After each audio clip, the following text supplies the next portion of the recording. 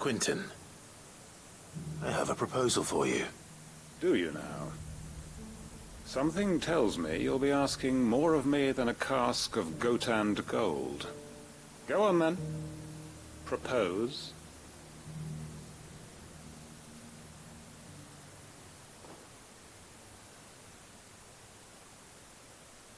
You'd have me convince the chiefs and chamberlains of the realm that they should simply swallow their pride and do the one thing that has proved impossible for thousands of years. Was there anything else? Perhaps I can fetch you a meat pie as well. I know it's a lot to ask, but I can think of none better suited to the role. And you'd have me give up what little I have left to do it. I told you, Clive. The people of Lostwing are my family, and I cannot abandon them. You'll have to find someone else. I'm sorry to hear that. So am I. And why might that be? What he's asking. How's it any different to what you've done so far? They want you to speak for those who can't speak for themselves. That's what you do best. If it's the vineyard you're worried about, we'll see that the grapes are picked and the tons filled. You know we will. It's not that. Then what is it? You said yourself we're family. Don't you trust us? You know that's not what I'm... Then what are you saying? That only we are worth saving? Why turn your back on everyone else?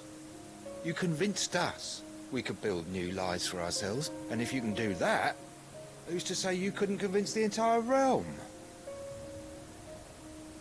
A stirring argument.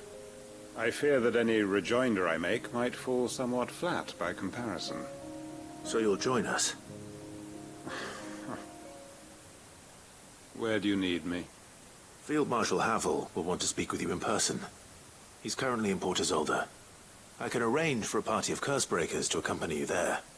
That would be very much appreciated.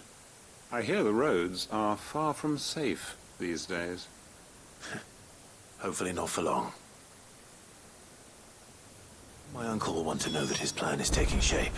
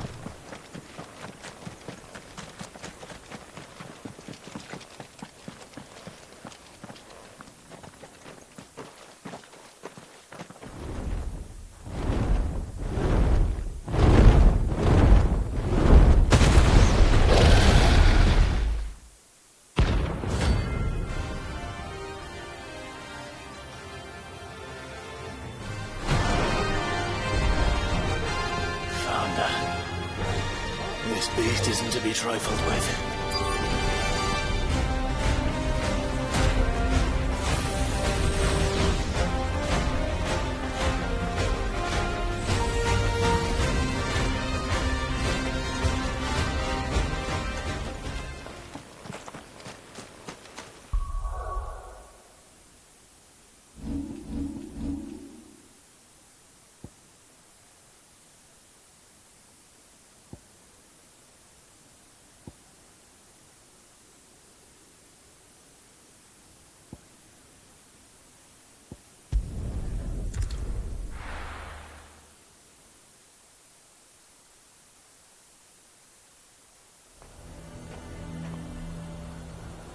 Nazaire might at least have mentioned where in Northreach he'd be testing this recruit.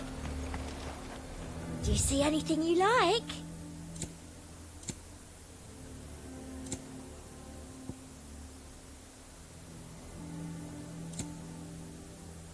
And a fine, fine day to you.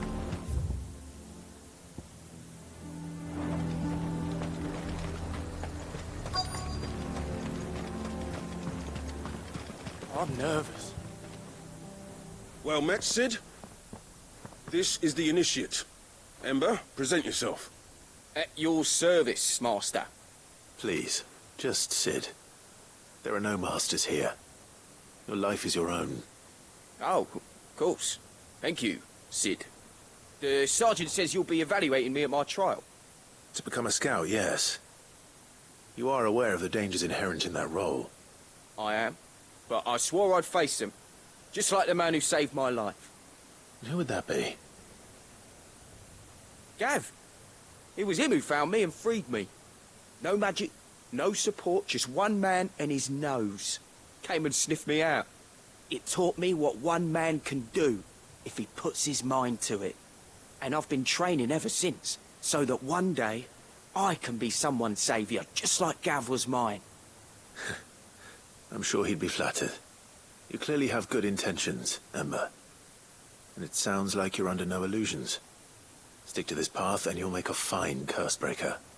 So, what? Have I passed? You haven't even started yet. Now listen.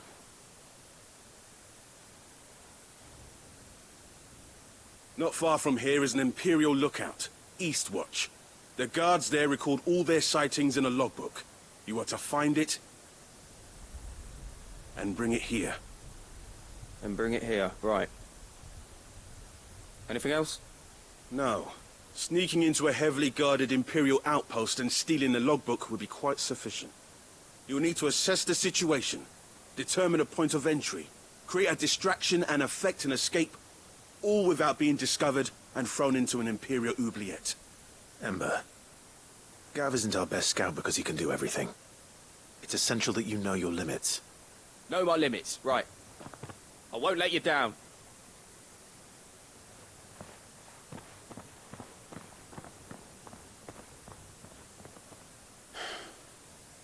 It shouldn't be as dangerous as I made out. But keep a weather eye on him all the same, would you? On my way.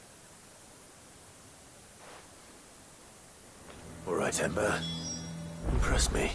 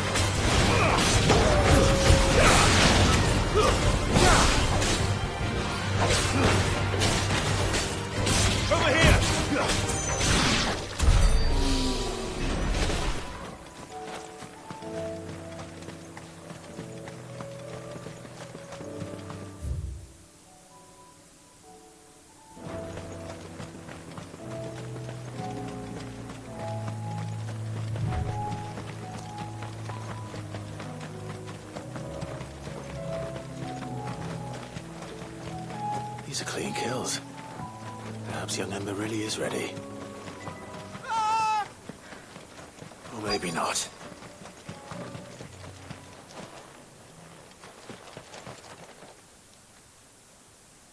Damn it. Ember, draw your sword! I can't! Then run! If you want him, you'll have to go through me.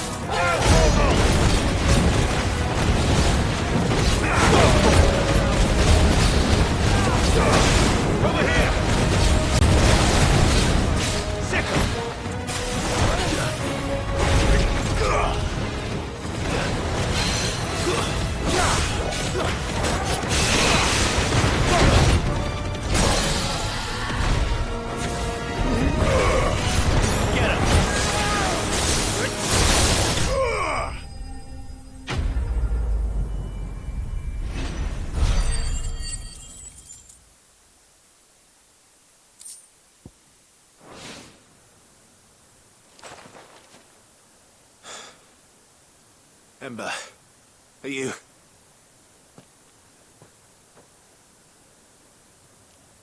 Gone. Of course. Scouts really are a rare breed. Back to Northreach it is then.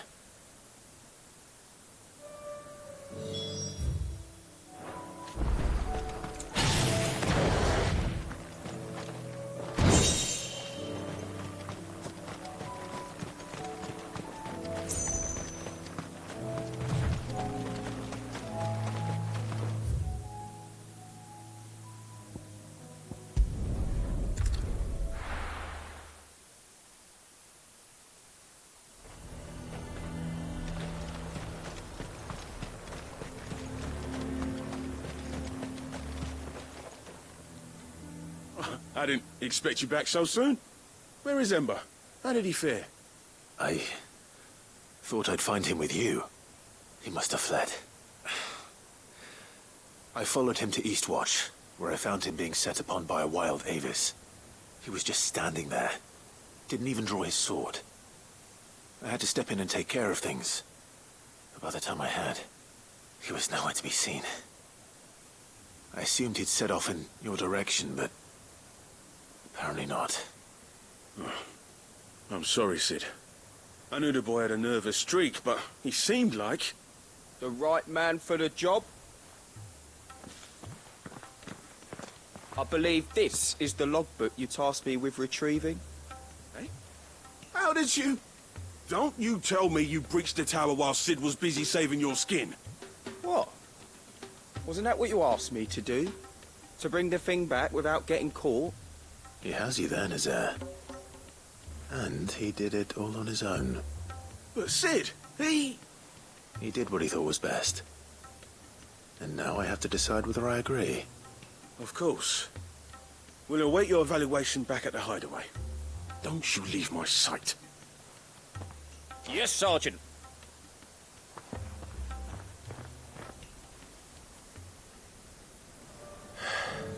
This won't be an easy decision.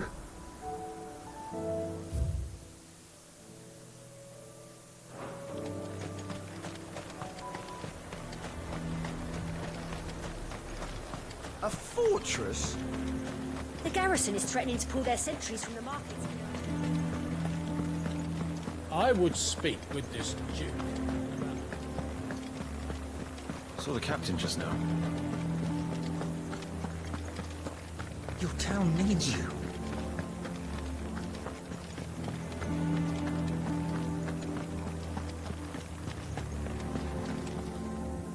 Do you have a moment, Clive? What is it? It's the Duke, unsurprisingly. His Eminence has assumed full control of the garrison and put every able-bodied man to work on the fortifications. The town was left all but unguarded, so Philippe was compelled to form a citizen's watch to fill the void. And though my dear boys have been characteristically willing to assist him in this, they want for bodies. So I was wondering if you would lend them your strength, that the people of Northreach might sleep easier, if only for a few nights.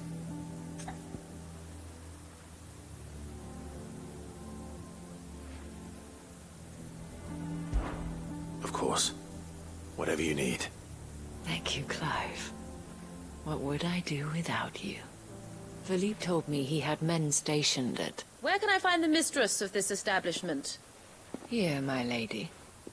To whom do I have the pleasure of speaking? My name is Sabine, and it is my displeasure to be the daughter of the Duke of Oriflamme, who I understand is causing you and your town no small amount of trouble. I wish to speak to you about what might be done. Very well. Let us speak. I trust you'll forgive me, Clive. Absolutely. Our conversation can wait. Please, proceed. As you know, my father is a most overbearing and supercilious man, and I join you in objecting to his every action. Indeed, I owe you my thanks for continuing to argue against his reckless plans. Yet I fear he is not one to be swayed by reason. No. He must be made to face the consequences of his actions. And who would make him do this? I would. Myself and several other like-minded individuals. Were you to join us, we would surely have the strength to drive him from Northreach for good. Does that not seem a trifle... drastic? Drastic action is precisely what is called for. Unless you are content to see your people downtrodden and dispossessed. My father would have it that citizens exist only to serve the Empire.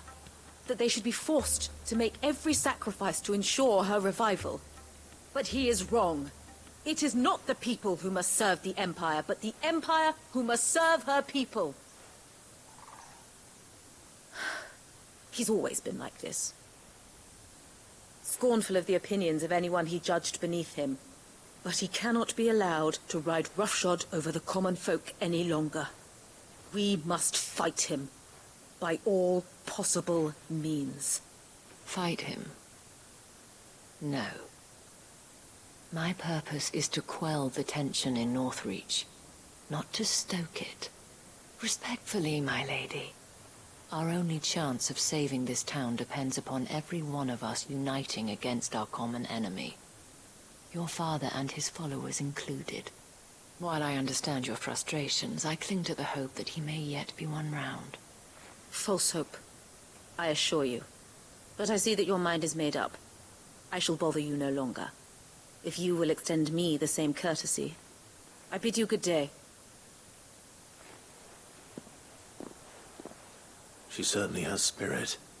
Indeed. But unfortunately for us, that spirit is only likely to harden the Duke's resolve, which may be enough to seal the fate of this town. Not that she cares. This is all about her and her father. Families. I'm sorry, where were we? Ah, yes.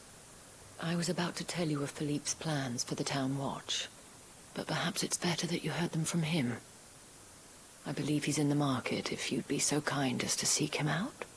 Right away. It's just a pity I cannot join you. I'd like to see the two of you in action together.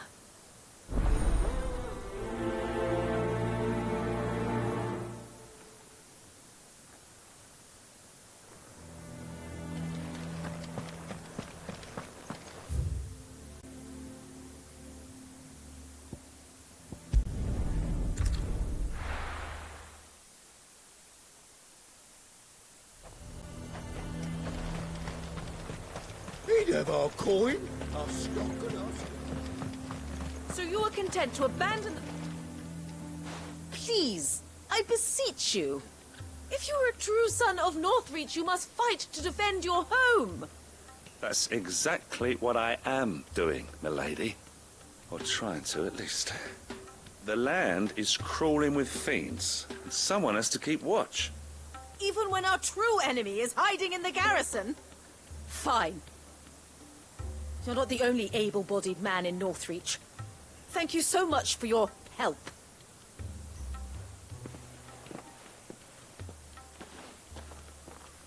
She cornered you too, then? Could hardly get a word in edgeways. Like father, like daughter, eh? She made an uninvited appearance at the Vale earlier, hoping to convince the Dane to join her in fomenting rebellion. I bet that went well. Her ladyship seems to have a way with people. Anyway, what brings you here? Our mutual friend thought you might welcome some help. Oh, she did she? Right as always. In fact, you're just the man. We've had some reports, you see. Sightings of, you know what. They're back. Seems that way. All over, too. We haven't been able to confirm anything yet, but if you're willing, you could go and see what's what. Right.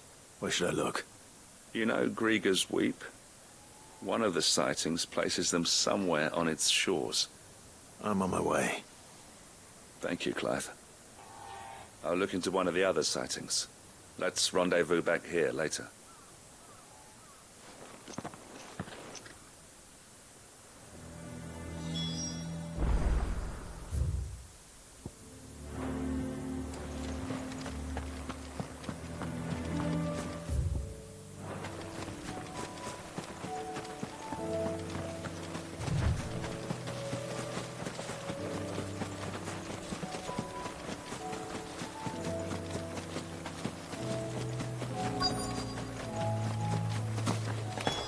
Damn it. The reports were true. I need to stop them before they get to the town.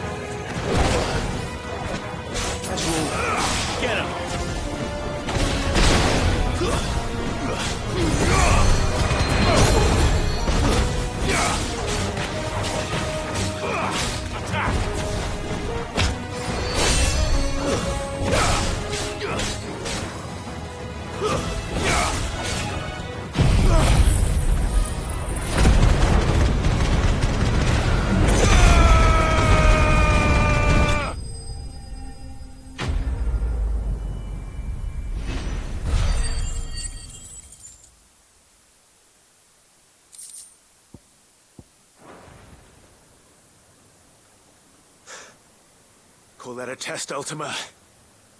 Clive, it's me. You all right? I am. But it seems the reports were true. The thralls have returned. I dispatched the few that I found, though. Well, there's something, I suppose. But what were they doing south of town? They all came from the north last time. We might be able to fend off an attack from one side or the other, but from both? Do you have eyes in the north? Some. I should probably go and have a look, though, just to be sure. Now, you head back to Northreach. I want you there just in case war breaks out while I'm away. What do you mean?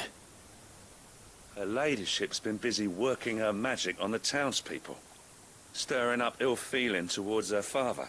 But she'll have her marching on the barracks if we're not careful. What?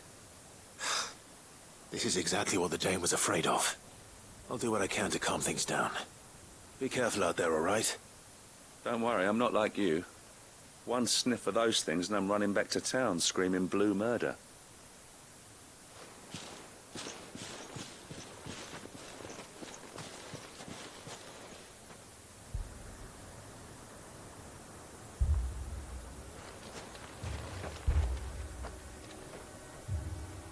Do you not see, Father?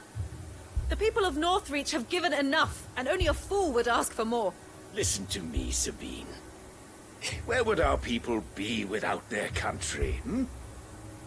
The Empire is their sword and their shield. It is she that ensures they can live without fear. And now she teeters on the brink. Without their sword, how will the people fight? Without their shield, how will they protect their kin? Can the unarmed stand against the advancing hordes? No. But there is yet hope. A new shield, a new sword. A new empire. We can rebuild Sandbreck, just as Great Grieger wills it. Perhaps we could, Father. But we don't want to. Not if it is built on the broken backs of the people. Please, let us not quarrel in the street. You must see that no good will come of this. Our fight is not with each other, but with the threat that draws ever closer to our gates. A threat that your sword has yet to rid us of, Your Eminence. You will hold your tongue, whore! You may have filled my daughter's head with your heresy, but I will not be corrupted. Corrupted? Your daughter's opinions are her own, as you would know if you had ever deigned to listen to her. At least I hope they are your opinions, and not posturing born of a family feud.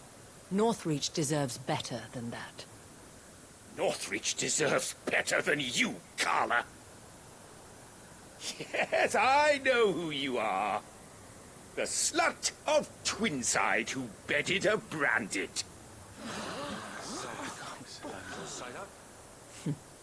Jealous, are you? That a woman might choose a bearer over a pious man of Grieger. Clive! I met a swarm of thralls coming south from Oriflamme. Hundreds of them. Too many to count. No. Work on the fortifications has scarcely begun. We will retreat to Caer Norvent and there make our stand. Did you hear me? That was an order!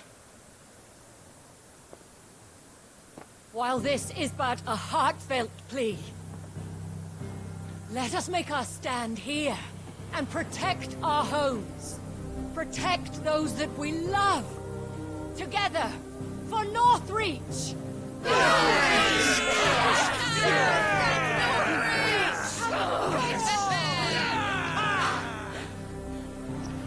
You heard the dame. What are we waiting for? Pikemen to the gates. Archers to the roofs. Quickly, come on!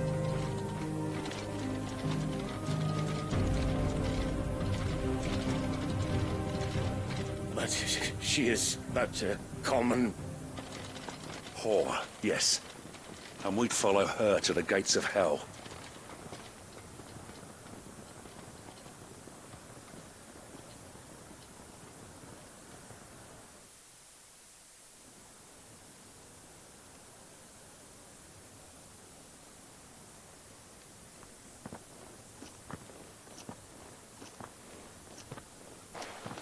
The men have their orders, and they look like following them.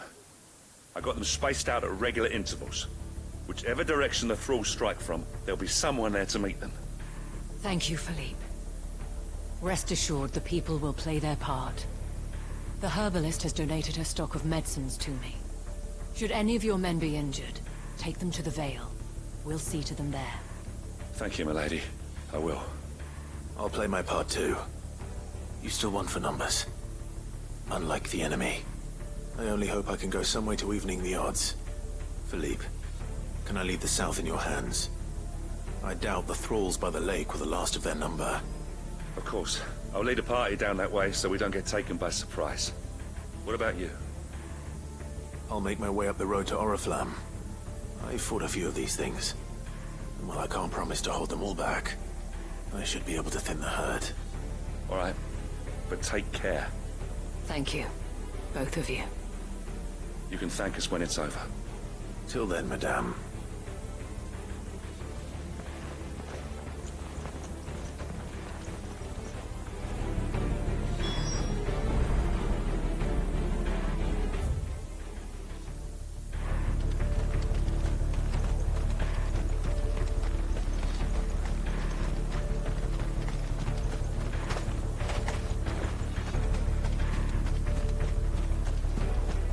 I want steel in the hands of every man.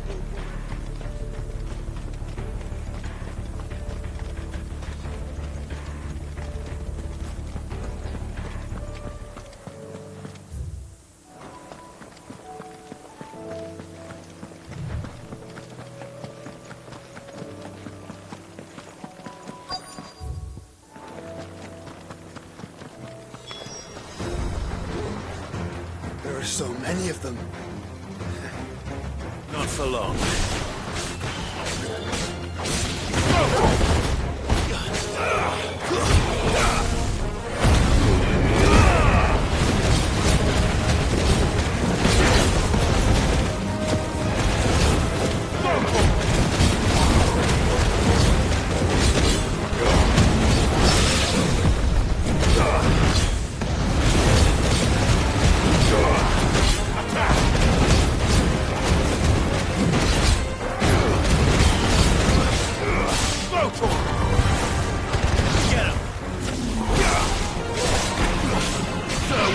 This one.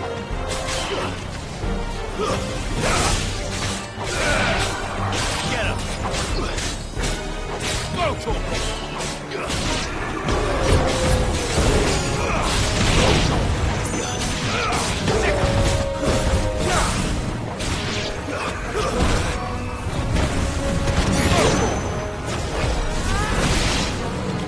Is it over? No. It's only just begun.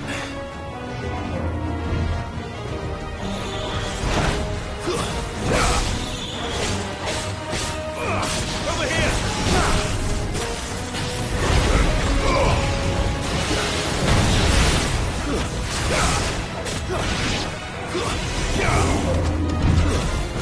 Not good. Yeah, that's better. Useful.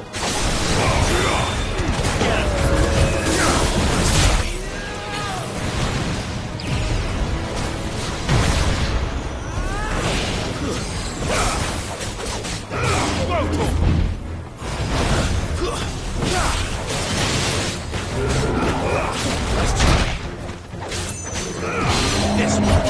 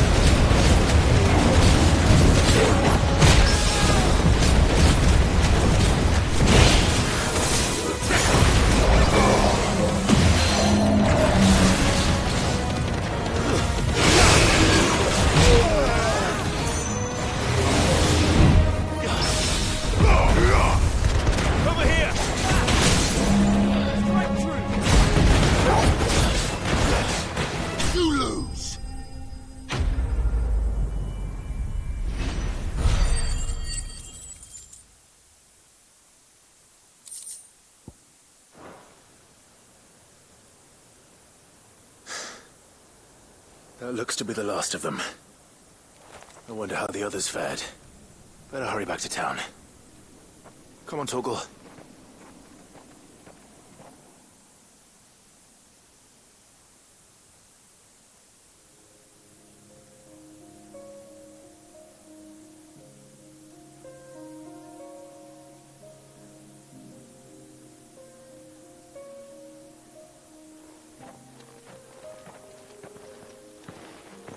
Clive, it's good to see you.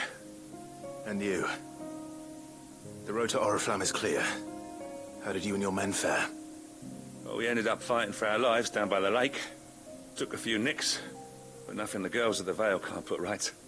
Glad to hear it. Well, it seems we've survived. For the time being, at least. I thank you both for answering the call. You were right.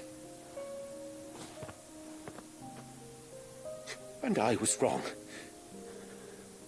About everything. I had thought that the only way to unite the people was under the banner of Empire. That without a strong hand to guide them, they would drift apart. To be borne hither and yon by the eddying currents of fate. But you brought them together. Not by force, nor by the exercise of goddess-given authority, but by simply being one of them. By knowing what they feel, because you feel it yourself. Our purpose was ever the same, Your Eminence. You were merely distracted by a loftier vision of empire and glory, while our eyes beheld matters closer to home. You have the right of it again. As did you, Sabine. His radiance said it himself. Sanbreque is naught without her citizens. I forgot that. And I am sorry. I'm sorry too, Father. I should never have taken things so far. I only wanted you to understand how the people felt. How I felt. But my anger got the better of me. Do not blame yourself, my dear. This was my doing. I should have listened to you. To all of you. Your Eminence, your ladyship, I do not doubt that you came here with the best of intentions.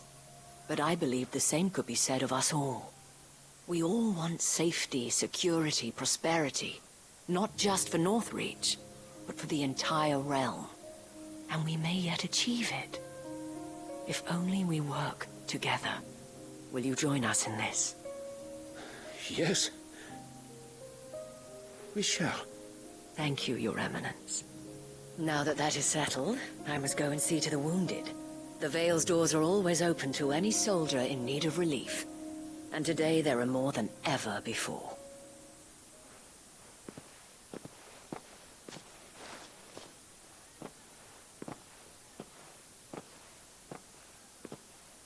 Madame Isabel is a rare soul indeed. In these dark times, I see that it is not men like me who should lead the realm, but women like her. You're right. If only I'd listened to her when I had the chance. Forgive me for saying so, milady, but you still do. The dame said it herself. We can turn things around.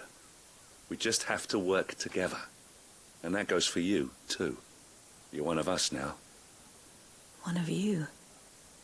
Well said, Captain. Let this be a new beginning.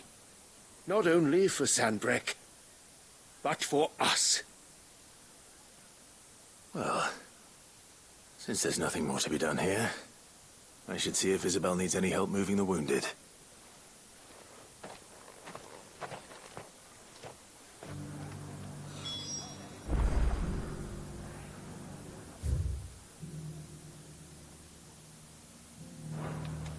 Can we get you anything?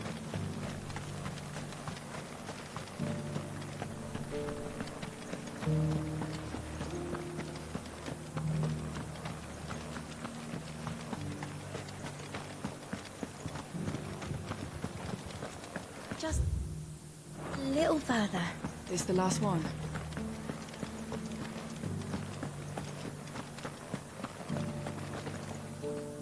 How goes the treatment of the wounded? I'd be happy to man one end of a stretcher if it would help. You've helped quite enough for one day, Clive. Thank you. Don't mention it. Oh, but I must. After all you've done for this town, it is the very least you deserve. Tell me, if Northreach had fallen, what would you have done? A woman of your means could find a home anywhere in the realm, but I sense you would rather have died here. It's a long story. For you, madame, I have all the time in the world.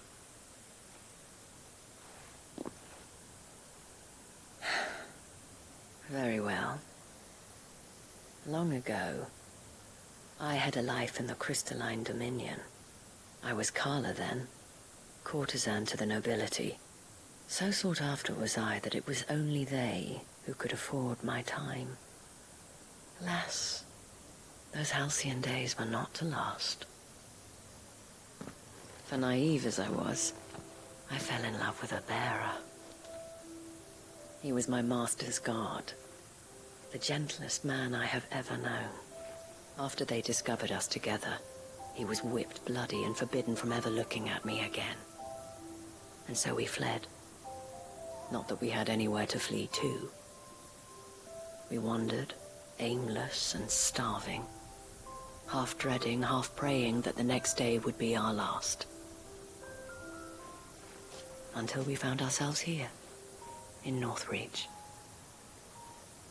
It was the veil that took us in, that fed us, clothed us, and healed our hurts. Those that could be healed, at least. My love was already too far gone. He passed away. He did. Not long after we arrived. But at least we were able to share a few moments of peace before the end. It was the greatest gift I have ever received. But the generosity of this town and her people did not end there. The men and women of the Vale supported me through my grief. Shared in it, though I was still a stranger to them. They treated me like a sister. And so I swore that I would always do the same. That I would return the kindness that Northreach showed me. That I would repay my debt to the Vale.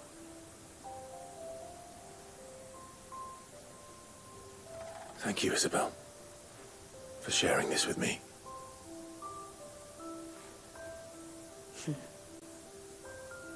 You're a lot like him, you know.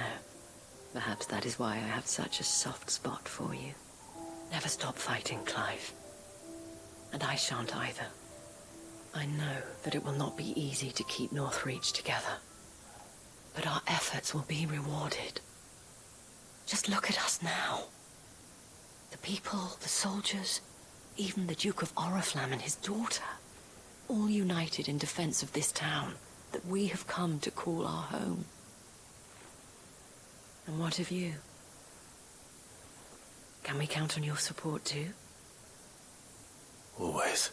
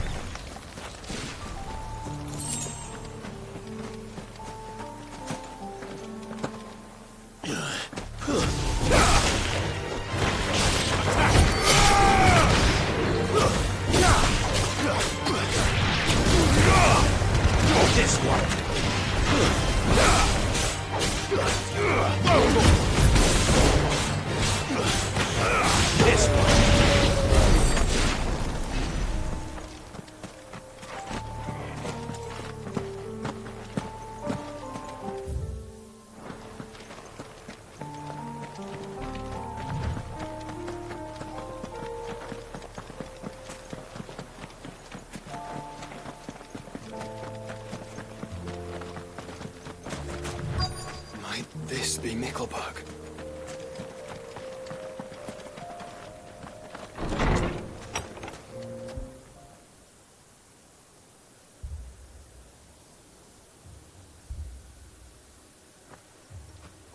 These people aren't turned. And the village seems safe enough at least.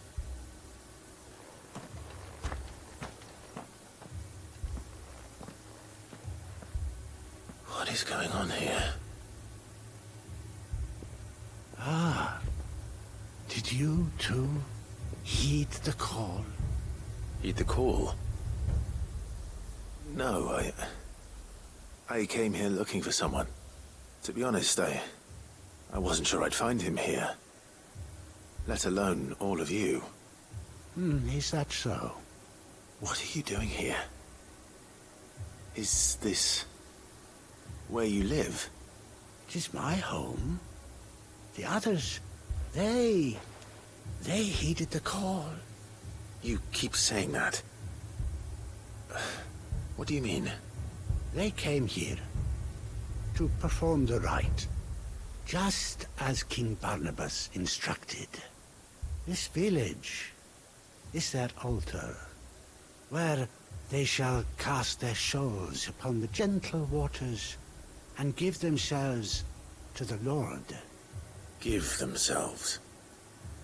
Oh, Lord, cleanse us of our sins. Let us be reborn in your loving arms. Free us from the torment of this mortal realm. They want to be saved. Forgive me, but did another foreigner like me come here? He was probably wearing a cowl. You mean the traveler from Stone? Yes. He's staying at my house, toward the rear of the village. Thank you. If you don't mind, I'll go and greet him. They seek the same salvation Barnabas did. At least the third chair still lives. Let's go and find him.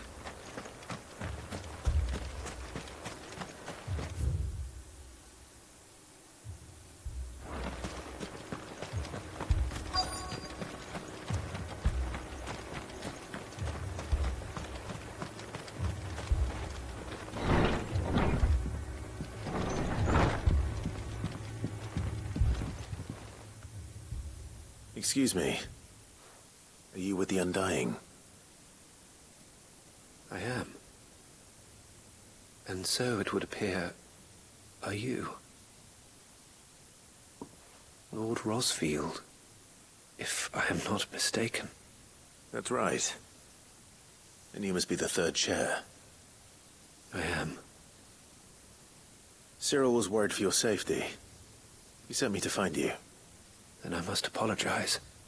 I did not mean to trouble the bearer of the burning quill. Much less you, my Lord Marquis. He said that you had failed to report. Is there a reason for that? I came here to study the followers of this new faith. But the more I learned of them, the more my own faith began to falter. You have seen them at their prayers, have you not? They devote themselves to the veneration of their Lord with a fervor I have never seen before. Praying night and day that they might be rid of their wicked wills and reborn in their Saviour's light. Not that they might be granted respite from their worldly woes, but so that they might continue to serve him. Serve him with all of their beings. I, too, swore to devote my life to the service of my Lord and Master, but this... 'tis different. It is more. And so I would see it through to the end. See these people safe, that they might achieve their dream. That they might do their duty to their Lord. Even if it should keep me from doing my duty to mine. You do understand what their dream is, don't you? I do, my lord. They would cast aside their wills and become a Kashik. I know that it may be hard to believe, but to these people, that is the very essence of salvation. Forgive me, my lord, but I must remain here. If you are to return to Master Cyril, I would consider it a great... Did you hear that, my lord? Something is happening. I'll go and find out what. Stay here.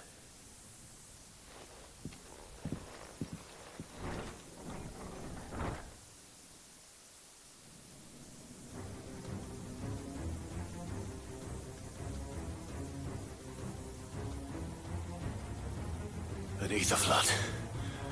Oh no. There must be something I can do.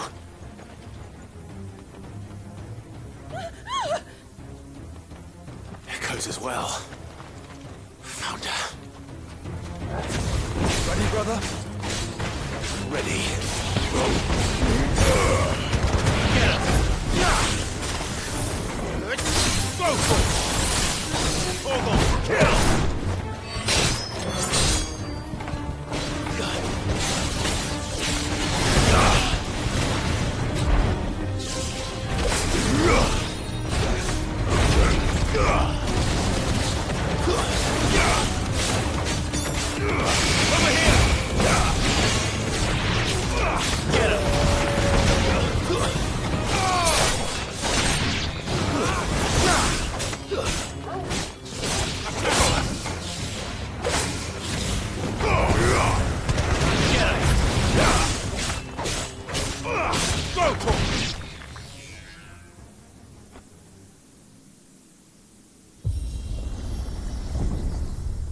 What now?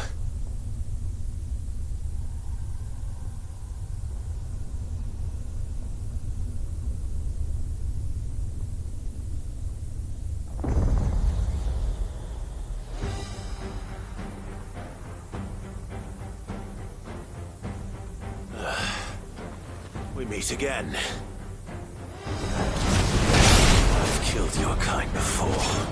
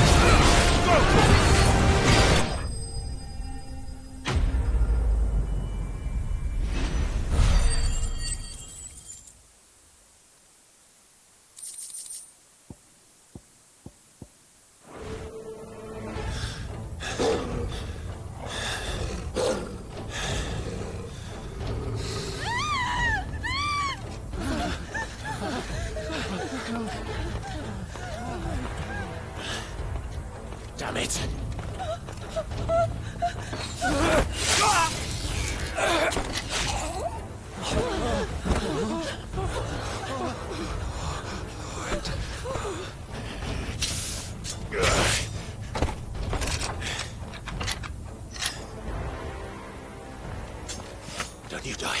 Come on, speak to me. I had to save them, that they might have a chance to find true salvation. By devoting themselves to the service of their Lord. Just as I did, when the Undying plucked me from the gutter and gave me a cause to believe in.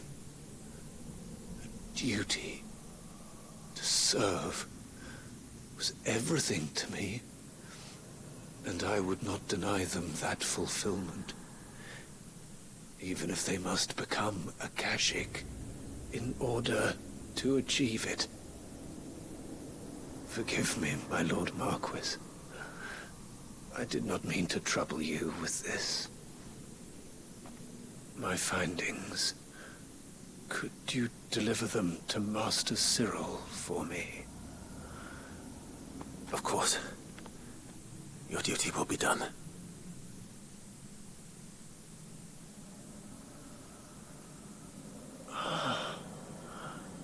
Look, my lord.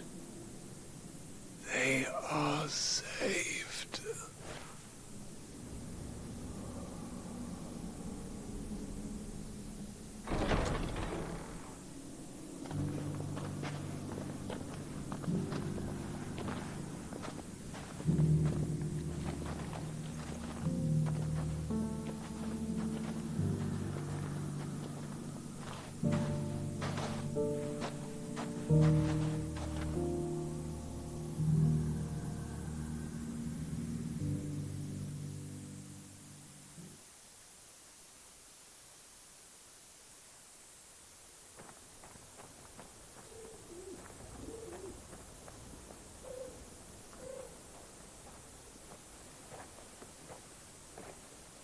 They are saved.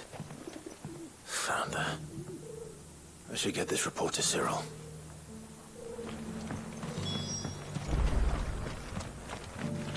Here, take a look at my wares. A fine choice. Anything else? A fine choice. Go safely.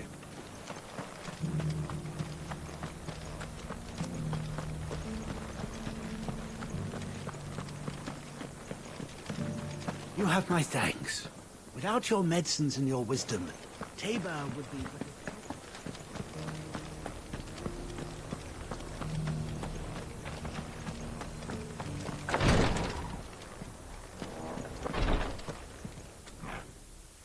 My Lord Marquis, welcome back. I am glad to see you hale and whole. I met with your third chair, Cyril. He bade me deliver his findings to you.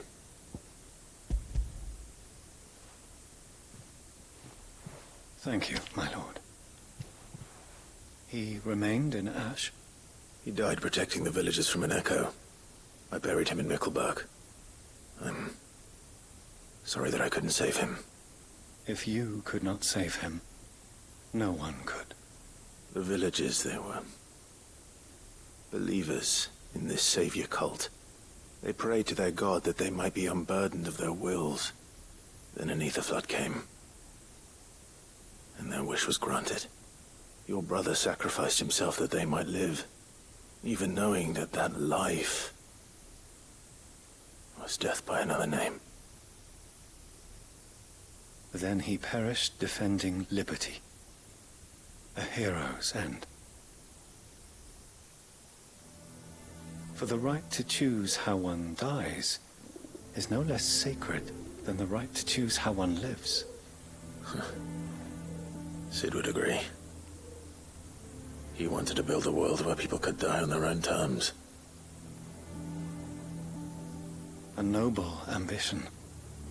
To die for one's cause is the most perfect expression of one's faith.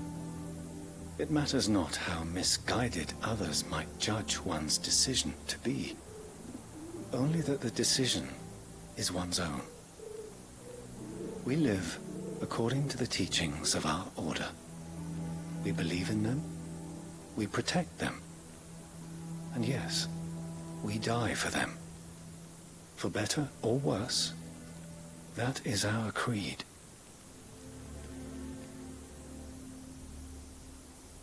But he didn't die for your creed. He died to save them. And you still believe that what he did was right. I believe that he believed it was. We of the Undying are not slaves, but willing servants. And this was his will, the ultimate expression of it. All right. I'd like to know this man's name, Cyril. To know the names of all the Undying who've fallen in the line of duty. They died serving my house. It's only right that I remember them. That is my duty. Of course. I shall fetch the Book of Martyrs at once. My lord, it has been, and shall ever be, the greatest honor of my life to serve House Rosfield. Though our duties may differ, yours is no less important. I pray with all my heart for your success. And were they here, I have no doubt but that every one of my fallen brothers and sisters would feel the same.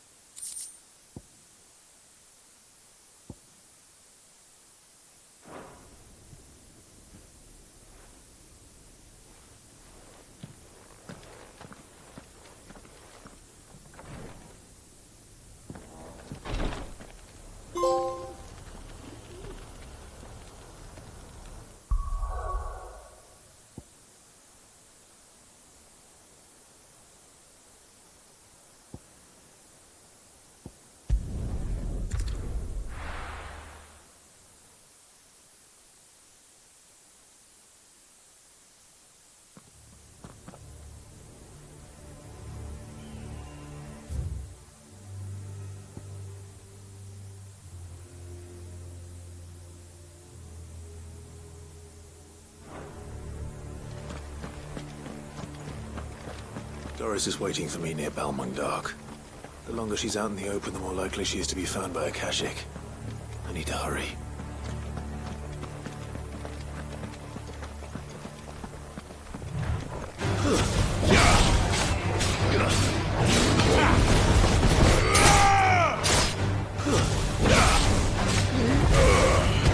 This one.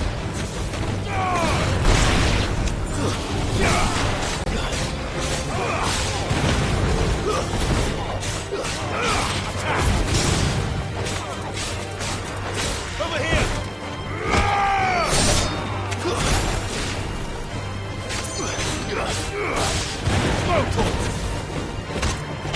It's over!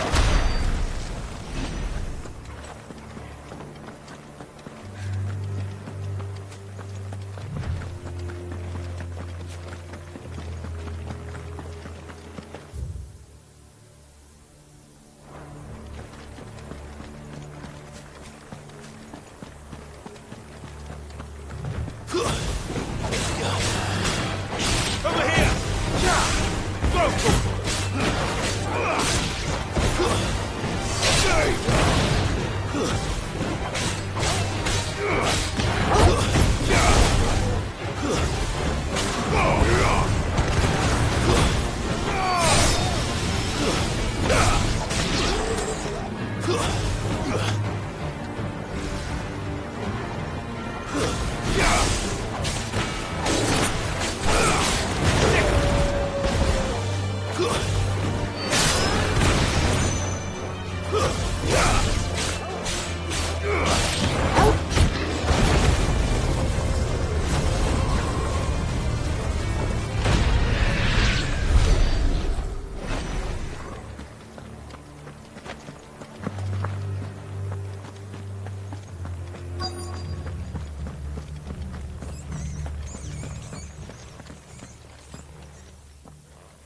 There were no guards, I take it.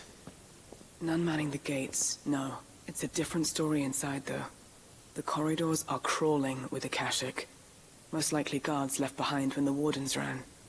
If Chadwick was being held here, I worry that he may already be. Don't give up hope just yet. But let's move quickly. Let me check the ground floor. The ether's thickest there. Then I'll search the upper level.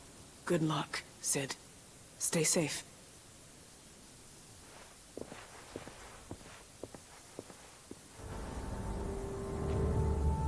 Just hope.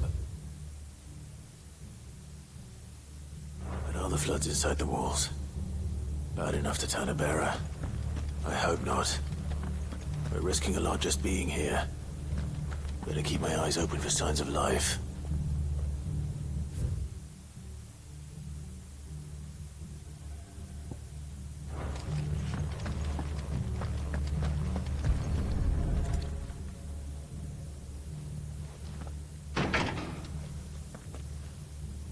Locked up tight.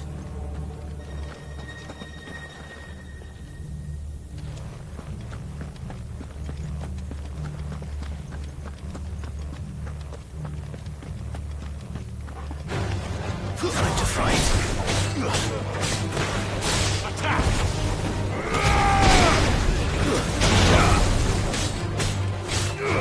Sick!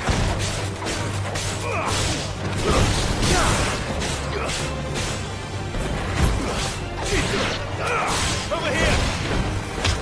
You're finished!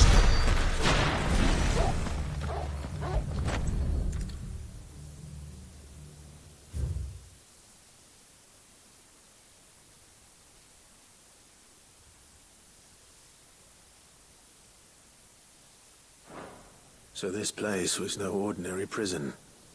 And I doubt they'll have taken the creature with them when they fled.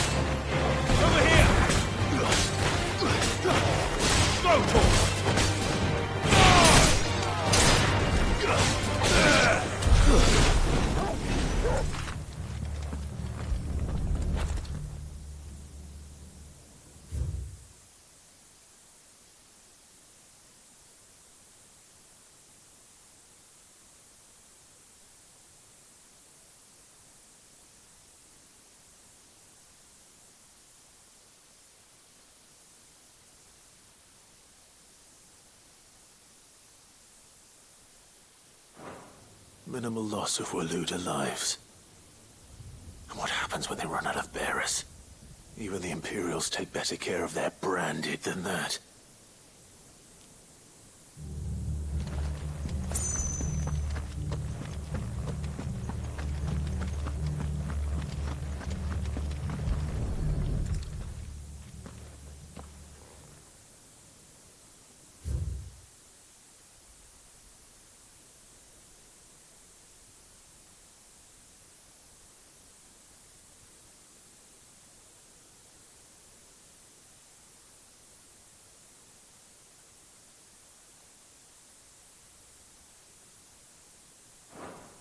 They were feeding bearers to it.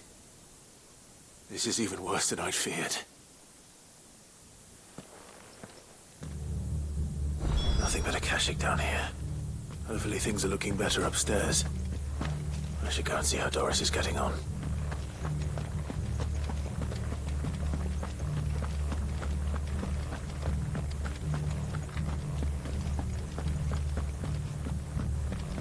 Have care.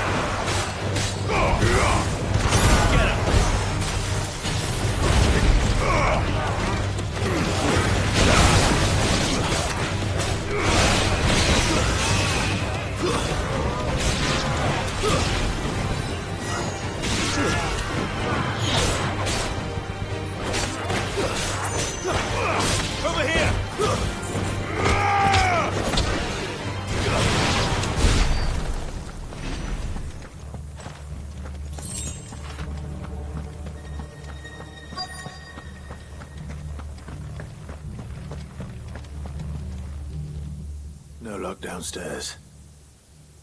But I did find out that this place was more than just a prison. Something far more sinister was happening here. I know. I've been reading some of these documents and... it can't be true, can it? Bearers die every day in service of their masters, but this is so much worse. Pitting bearers against a wild beast armed with nothing but their wits? And all in order to bring about more death. And not just those who could fight, but the elderly, children even. And those who wouldn't or couldn't were disposed of. Whatever that means. I'm afraid it means they were fed to the monstrosity they kept here. Then we're too late. And I was a fool to bring you here. Don't say that.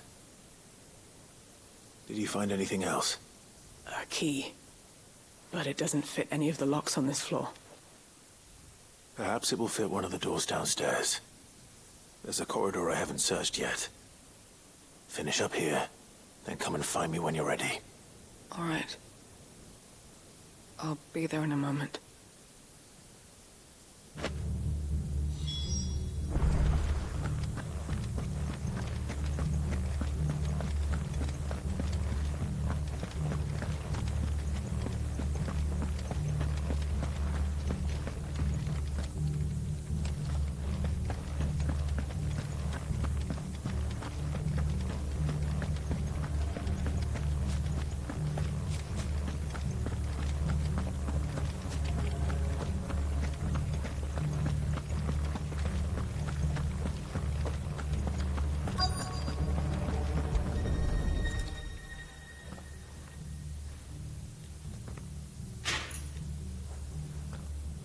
See what we can find down here.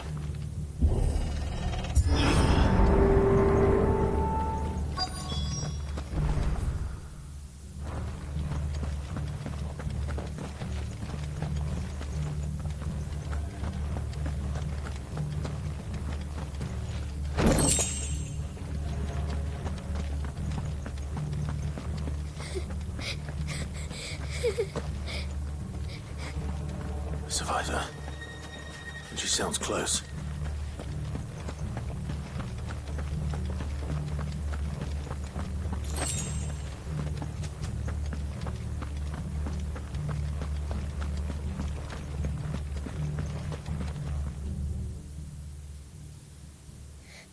Who are you?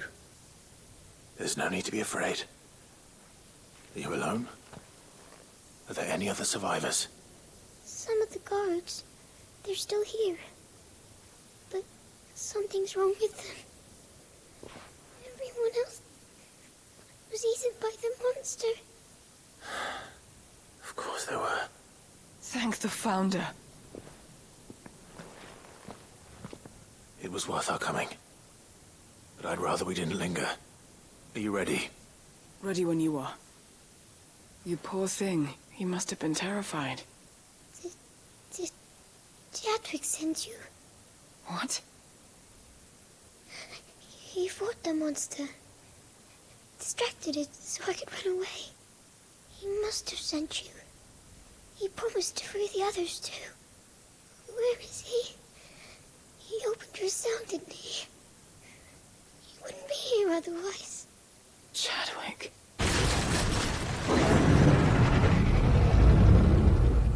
Was that? Monster's back! Chadwick, help! We have to get out of here. Doris, keep the girl safe.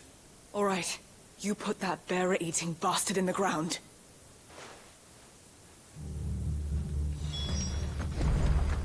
It's out there waiting for me. I can't let it live. Not if it's got a taste for bearers.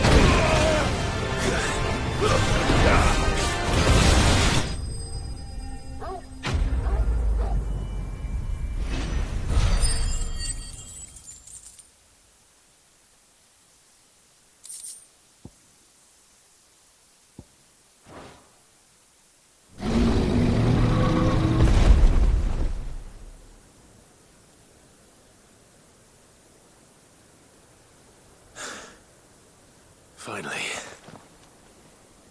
Sid, are you hurt? I'm fine. I think.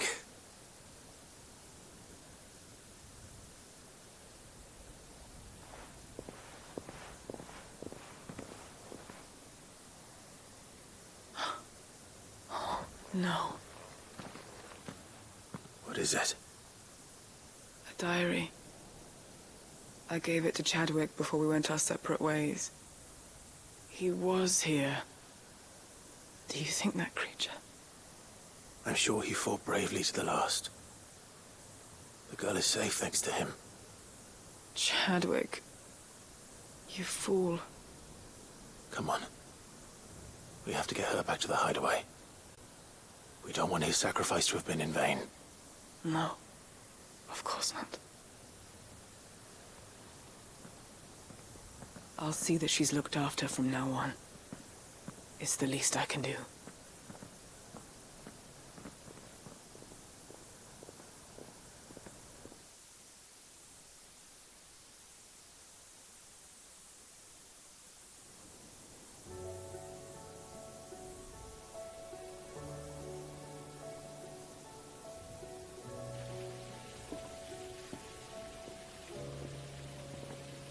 From what I hear, you've barely left the girl's side in days. I hope she's recovering from her ordeal. She is. Slowly but surely. She's far tougher than she looks. I thank the flames we found her. If we hadn't... I know. But we did. I'm sorry we weren't able to save Chadwick. There's no need to apologize. Without your help, I would never have found out what happened to him. How he fought to the bitter end to save her. To save Haida Marie. That's the man I remember. The man I thought of as a brother. I wish I could have met him. I'd like to hear more about your past. If you don't mind, that is. Of course. You already met my former master. She trained Chadwick and I to do two things. Kill and obey. We were supposed to be sold to the highest bidder when the time came. But no bid was ever high enough to convince her to part with us. For years we were her daggers in the shadows. But we could never quite shake our doubts about the things she made us do. And then, one day, we just couldn't do them anymore. So we escaped. But staying together was out of the question. They would have found us too easily. After so many years of training, the pull to serve was always strong. It scared me to think he might have taken another master, become a dagger in someone else's hand. But even in captivity, the battles he fought were his own. And he died not as someone's tool, but as a hero. Haida Marie is proof of that. Bearers can cast off their shackles. And the Cursebreakers will show them how. I'll fight until my dying breath to see it done. For Chadwick, and for all of us. Thank you, Doris. We'll be counting on you.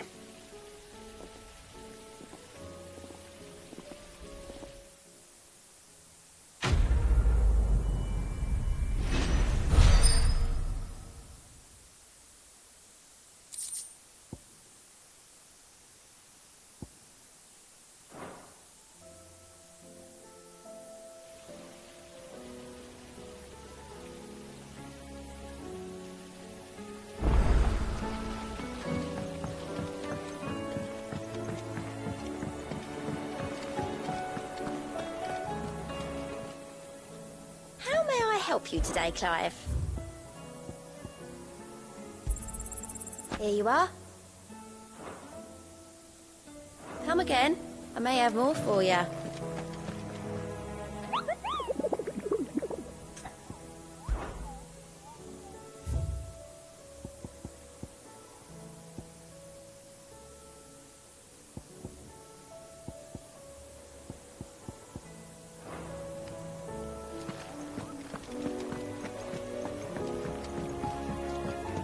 You should have seen. Welcome back, Sid. Welcome back, Sid. Yes. Welcome back. Trip wasn't too much of a pain in the arse, I hope. Truth be told, it was me who suggested roping you in to help with the trial. But from what I hear, things didn't go quite as planned. No, they most certainly did not.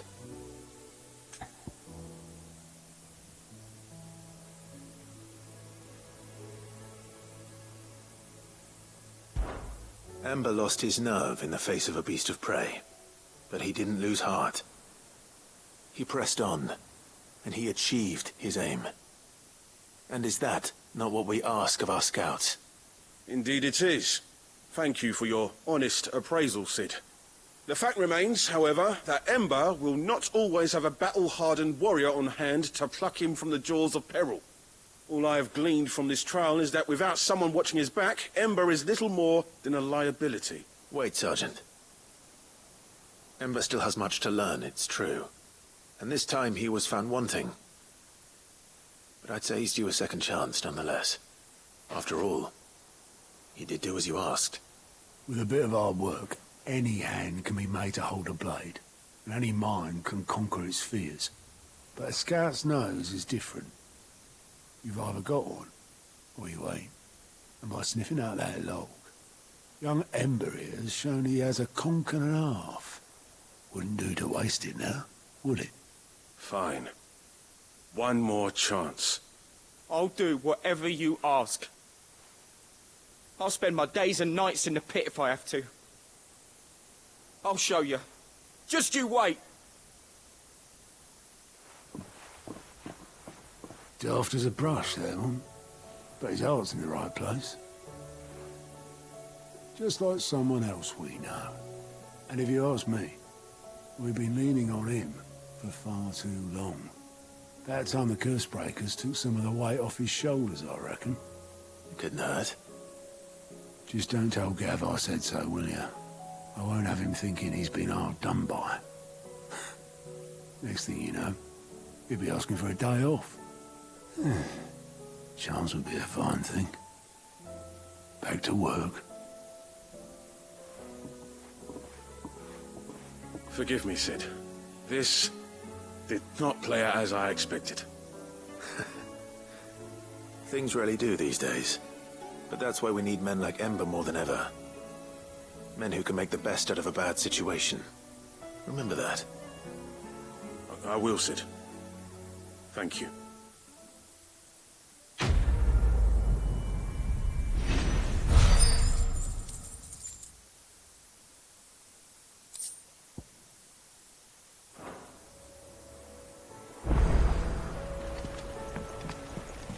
There's something about it. Uncle, I bring good news. The Field Marshal has agreed to your plan. Ha! Of course he has. I didn't doubt you for a moment, dear boy.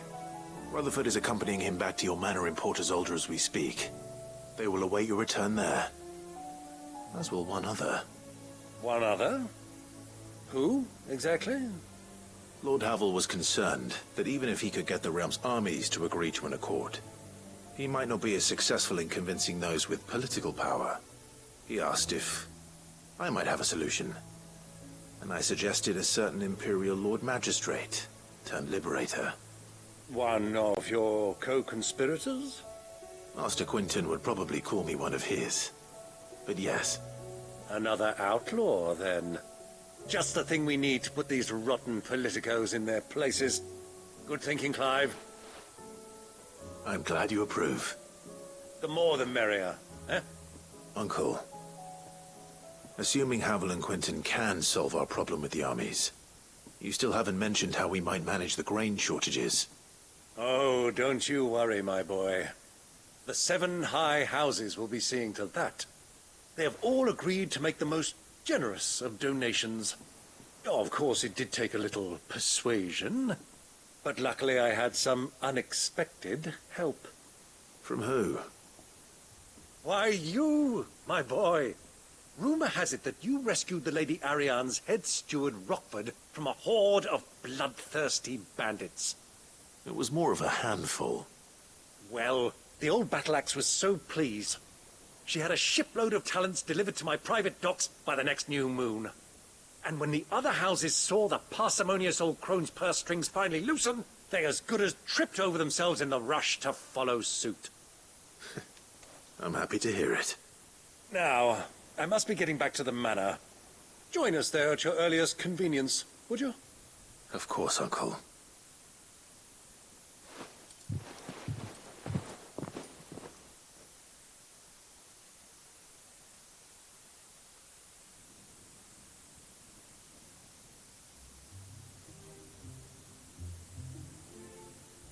And how, pray tell, will we get that grain to the capital if the roads are still overrun with Akashic?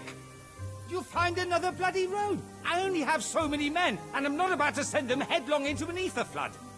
That is, unless you'd have them turn as well. Well, I'd certainly eat less. Says the man with a belly bigger than a band of curls. My soldiers actually need their rations. Without any food to keep them going, they'll be dead even before you've sent them on your fool's errand. If I may, gentlemen, perhaps I might suggest an alternative approach. Though supply routes are indeed disrupted, there is no shortage of ships. Indeed, they bob away in every bay from here to Randalar, awaiting a safe haven. Allow them to make port and fill their bellies full of grain. And once those who crowd the cities are fed, ferry the displaced back to the countryside to work the fallow fields. But I'm sure that you wish to continue your discussion. Forgive the interruption.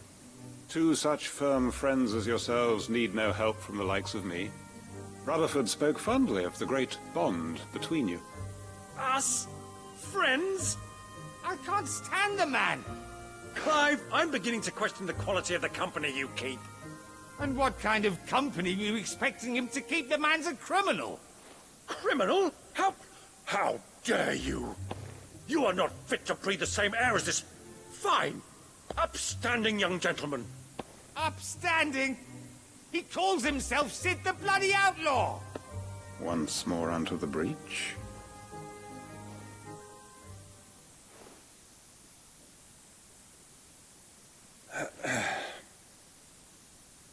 Shall we begin again?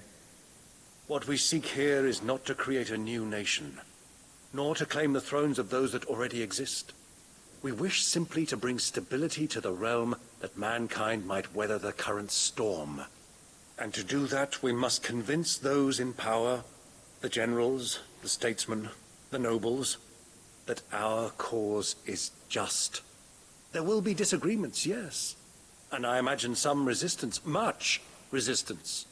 But we cannot let that deter us. If we show them the path, show them that we walk it ourselves, then I am confident they will follow. The fate of the world lies in my nephew's hands, but the well-being of her people lies in ours. And we must not squander the chance that Clive has given us. Uncle Byron, Now, with that settled, let's move on to the signing of the Accord. For what great moment in history hasn't been accompanied by a little ceremony?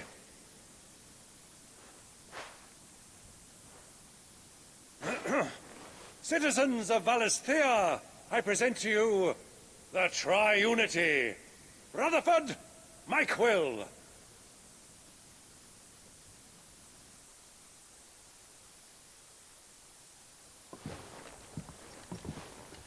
Well, my boy, the stage is set. That it is. This is the role you were born for. Now I ask only that you trust in the talents of your supporting cast. We shall play our parts to the best of our abilities, that you might have the opportunity to shine. The realm needs its Sir Crandall, and there is no better Crandall than you, Clive. I want you to keep this signed accord as proof of our faith in you. I will. Thank you, Uncle.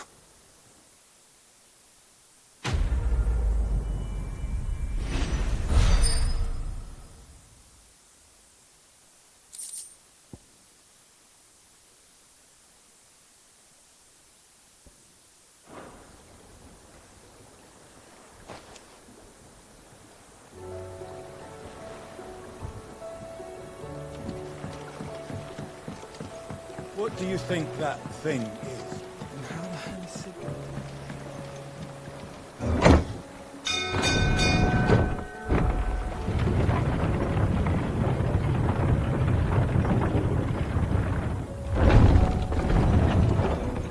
Let's hope one of the gardeners knows where to find snow daisies.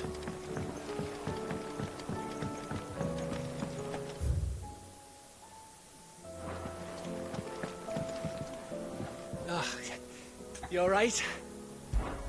Something troubling you? No more than usual. It's just... Etta's baby will be coming soon, and I wanted to make something for it. I'm sure she'd like that. Back in the north, families would always make gifts when a bairn was on the way. Yeah, let the little tykes know they were welcome in their new homes, like. So, what's the problem? Well, the problem is that Etta's due any day now. I don't know if I'll be ready in time. Is there anything I can do to help? You know, there just might be. All right then. What exactly are we making? A good luck charm. But not just any good luck charm. Not just any. No. One made from the feather of a silver chocobo. There's naught lucky in all the realm, or so we used to say back home anyway. Thing is, they're hard to come by. Had Otto and Karen check with their suppliers, but nothing. try and track one down myself, only... Only the big day is fast approaching. And that's all you need. A feather. That or the bird whose horse it's attached to, aye. I was gonna start by asking around with traveling traders plying the northern borders. Well, there's no shortage of those passing through Martha's. I think I might make that my first port of call. I'll let you know if I find anything. You're a good friend, Clive. I won't forget this.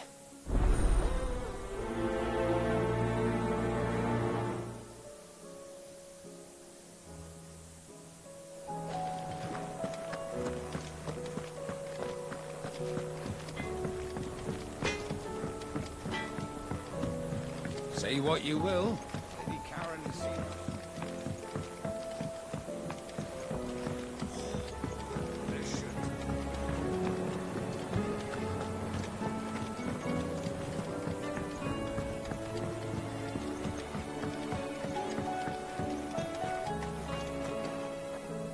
Oh. What brings you down from the heavens, Sid? I need your advice. Joshua and I are looking for a place where snow daisies grow. Preferably in abundance. Snow daisies. Then you'll want somewhere not too hot and not too cold. And where the winds are strong enough to carry the seeds. I reckon Man's Hill would be a good place to start. There in the Royal Meadows, perhaps? Both have similar climbs and the right elevation. If the Blight hasn't claimed them yet. Right. Thank you. Did you learn where we might find our flowers? The gardener here mentioned the Royal Meadows in Sambrek. Ah, the fields beyond Northreach.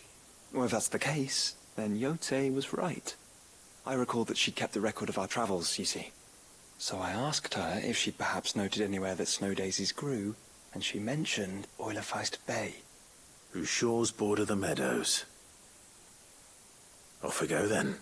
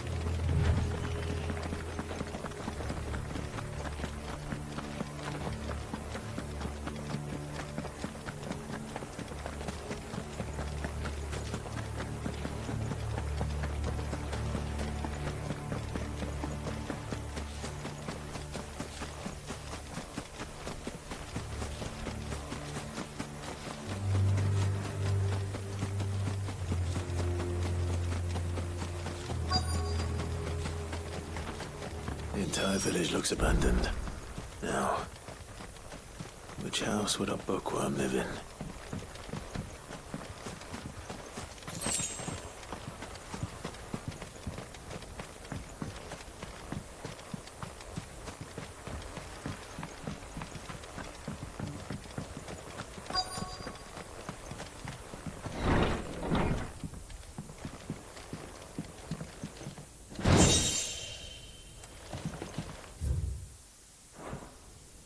This is a Royal Army logbook. Did he take this from the local barracks?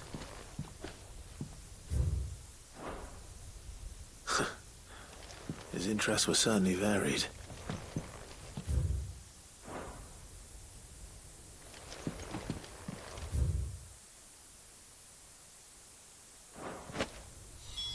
This is it. But if what it says is true, I need to get this back to the hideaway.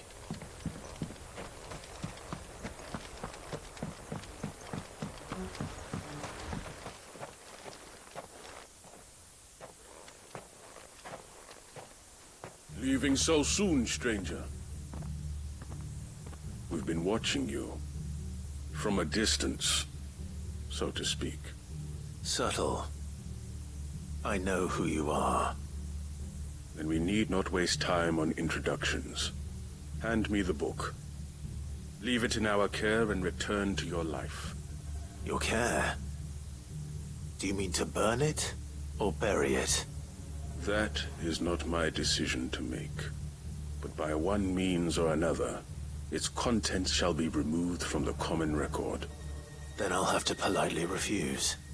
I won't let you erase our history. Then we find ourselves at an impasse. Very well. The book can just as easily be pried from your dead hand.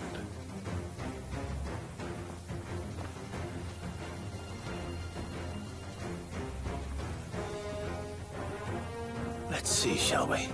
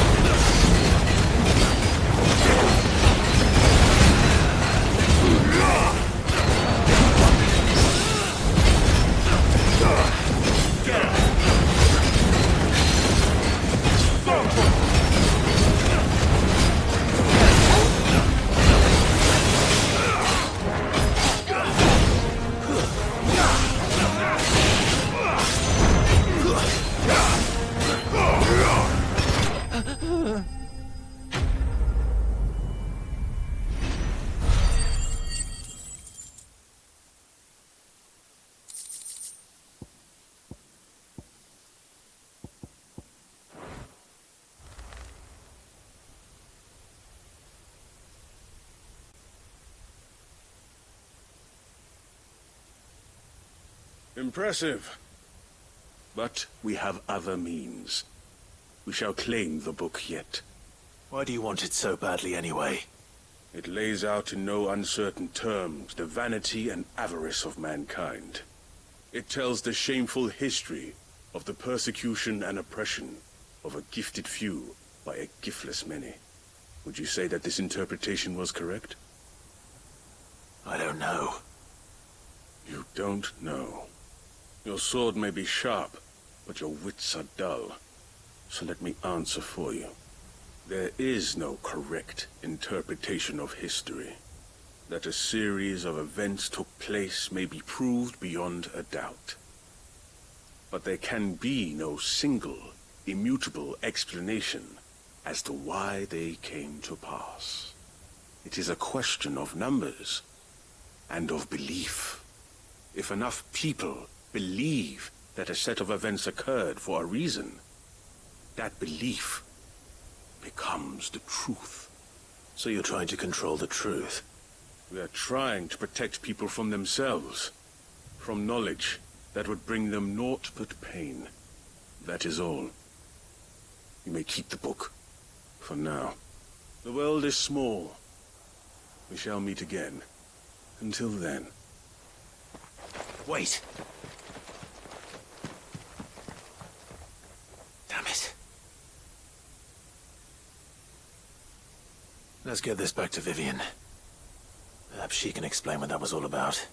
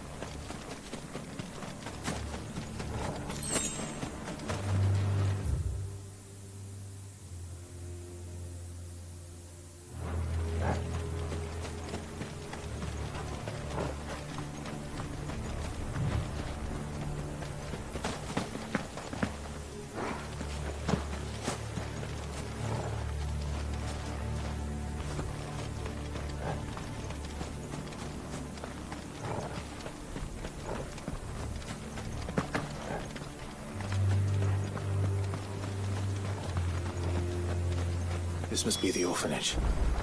Hopefully the registry is still here.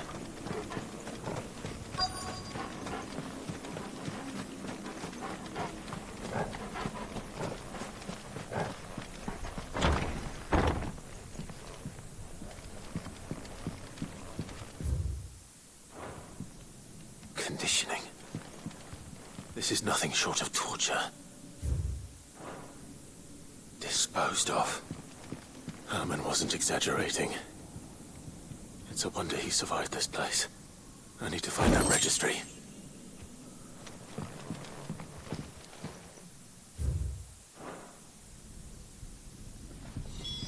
This reads like a suicide note. Did the director go through with his plan? There's only one way to find out.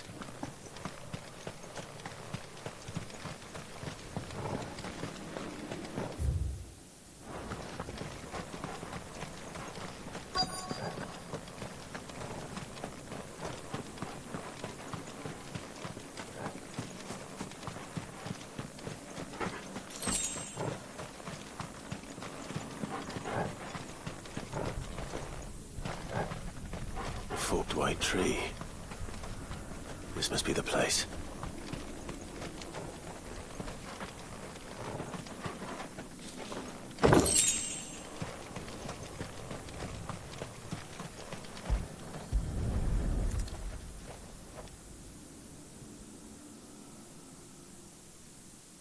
Could he really be buried here?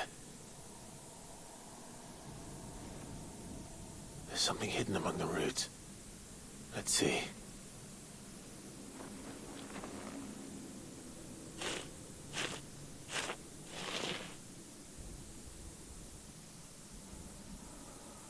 This must be the registry.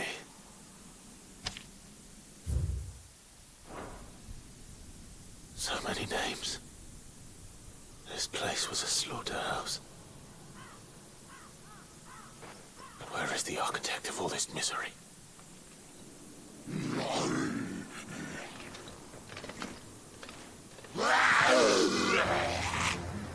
It was only a matter of time, I suppose.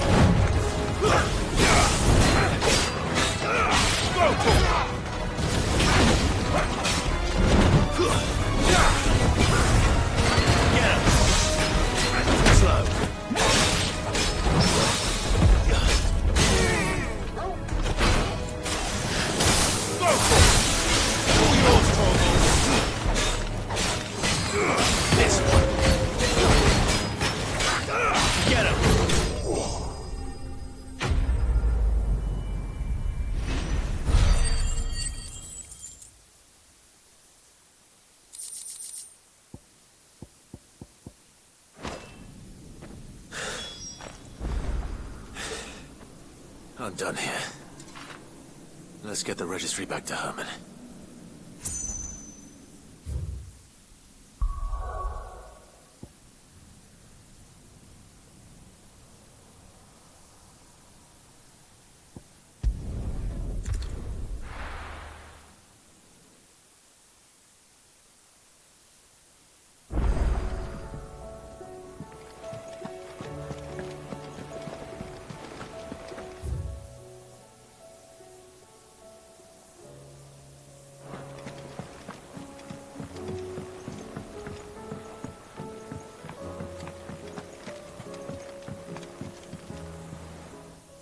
Vivian.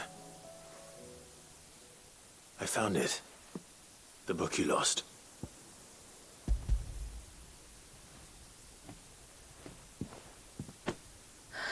You found it. Thank you, Clive. Even though I asked this of you, I was not entirely sure it would be possible. I feared the executors had seized every copy. I met with one of these executors, and I convinced him to let me keep it. He told me something. That the truth is just a matter of collective belief. And that if enough people believe a lie, that lie becomes the truth. It does. But it also means that the truth is not immutable. That it can be changed. Provided that those who wish to change it can convince enough people that their perspective is the correct one. As the sad history of the bearers proves. You said that the book inspired you to become a scholar. It did. Or its author, rather. She was a heretic, you see. A firebrand and a dissenter. A gallows stood ready for her in every corner of the realm. And by shunning society, or perhaps being shunned by it, she stumbled upon a truth so potent that an entire realm trembled at the prospect of its utterance.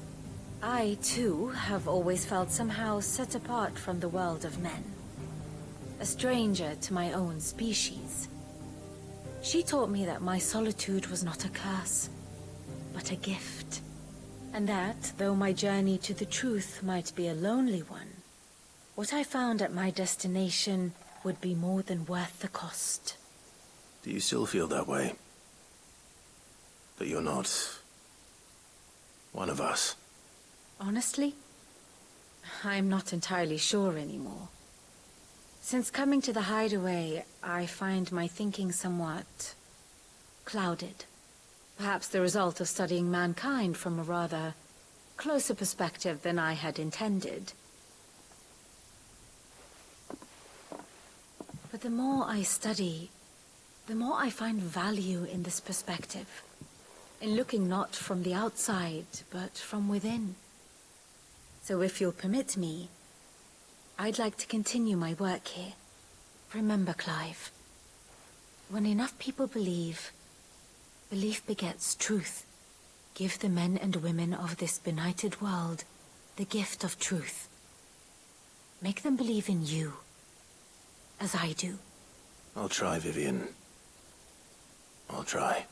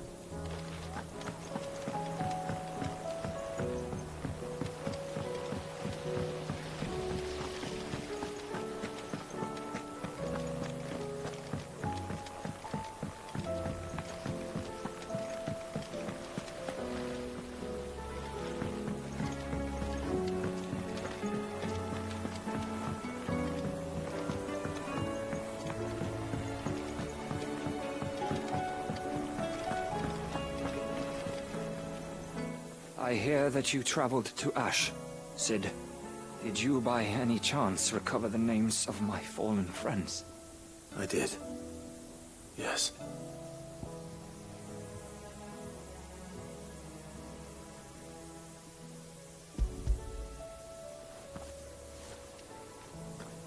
If I may, the bearer registry.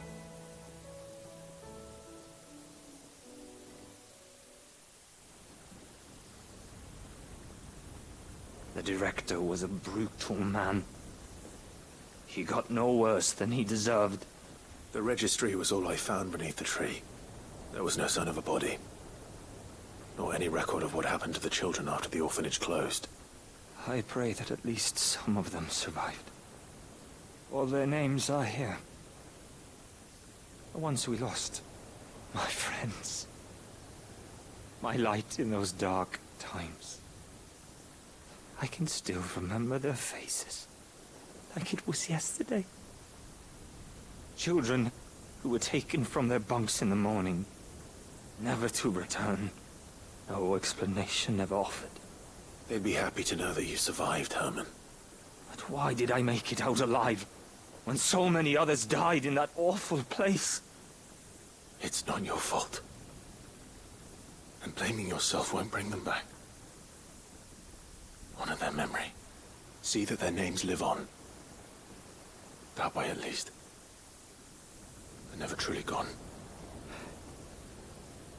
Thank you. Sid, I'm going to write a book. An account of the horrors of Badbach, and the spirit of those its custodians sought to crush. All of Valisthea will know of our suffering, and in the name of those I lost, I will not let it happen again. Neither will I. These records would have been buried for all eternity, were it not for you. Thank you.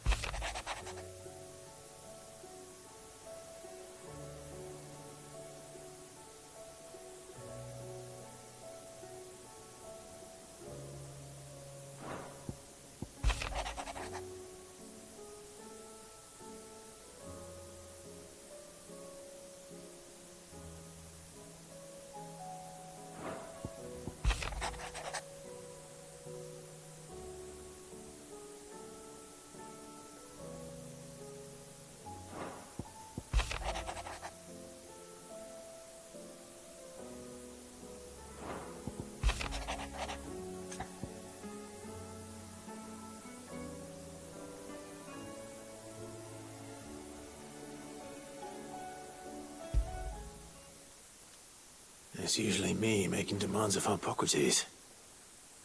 I wonder what this is about.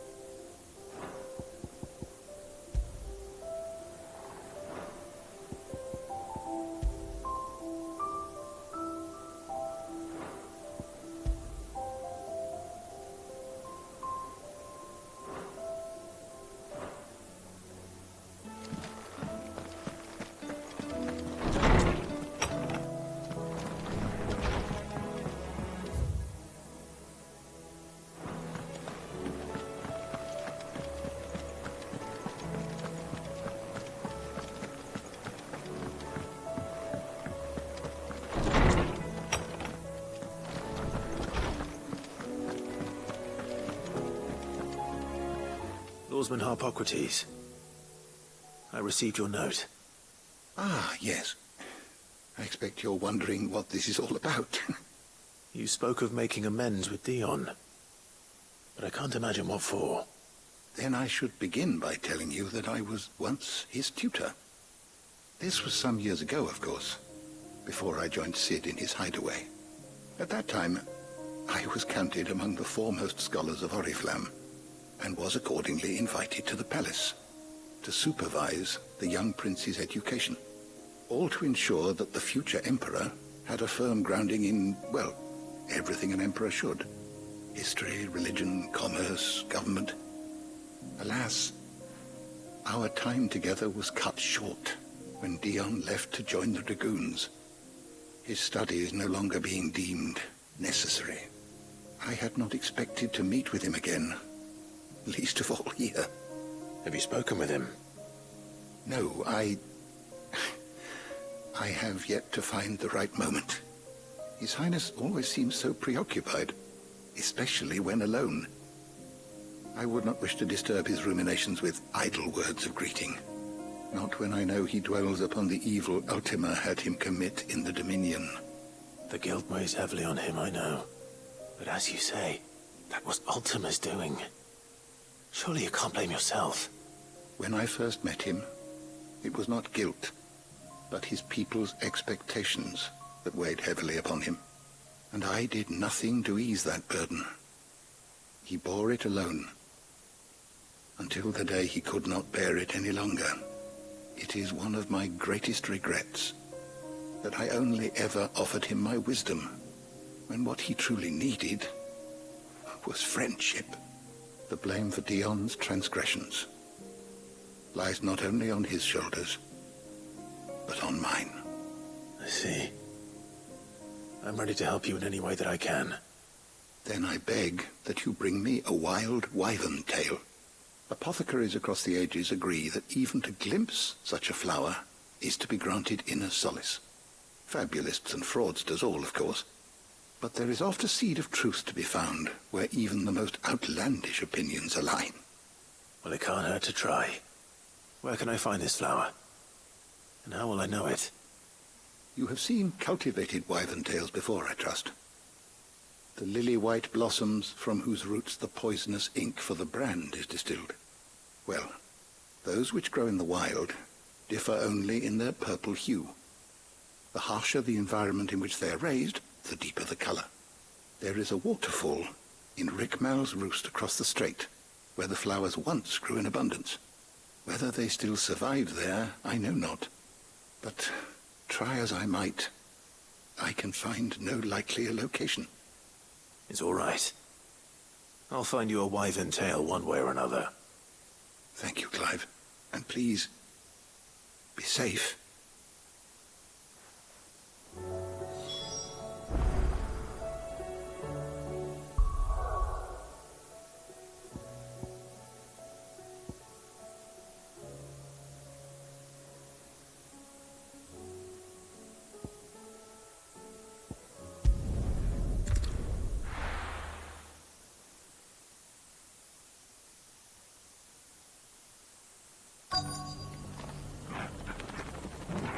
Let's hope one of the merchants here has what Gav needs. Excuse me. I'm looking for something. Oh, well, then I'm your man. A silver chocobo feather. Oh, or maybe not. Though you're not the first to mention the bird around here. There was a man stopped by the rest not long ago, claiming he was attacked by a silver chocobo, near some gutted hovel not far from Eastpool. Most took him for a braggart and a liar, but who knows?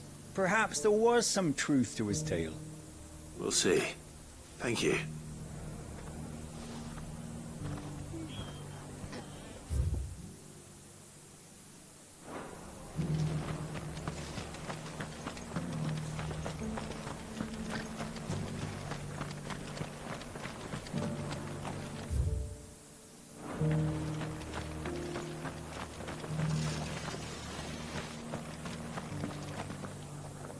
How do, traveller? You've the look of a man who could do with a new whetstone. Or perhaps a bawdy etching of the Vicerine? Maybe another time. I'm looking for a silver chocobo feather. If that's the case, rumours are all you're likely to find. No one has seen a silver chocobo for years. Word is they were all hunted for their feathers. Some northern nonsense about bringing good luck. Didn't bring them much, nor their bows. If any are still out there, I reckon they'll be doing their damnedest not to be discovered. You're probably right. Thank you anyway.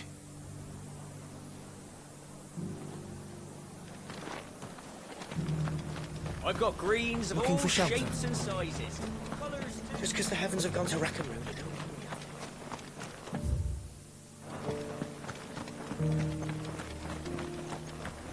We've got a few rooms going spare now. Look, Daddy. Shining so brightly. Isn't it pretty? Whoever's idea it was to take them.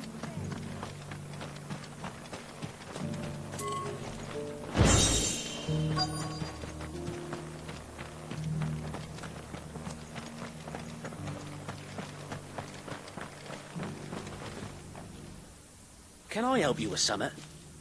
You wouldn't happen to sell silver chocobo feathers, would you? I deal in fruit, not fancies.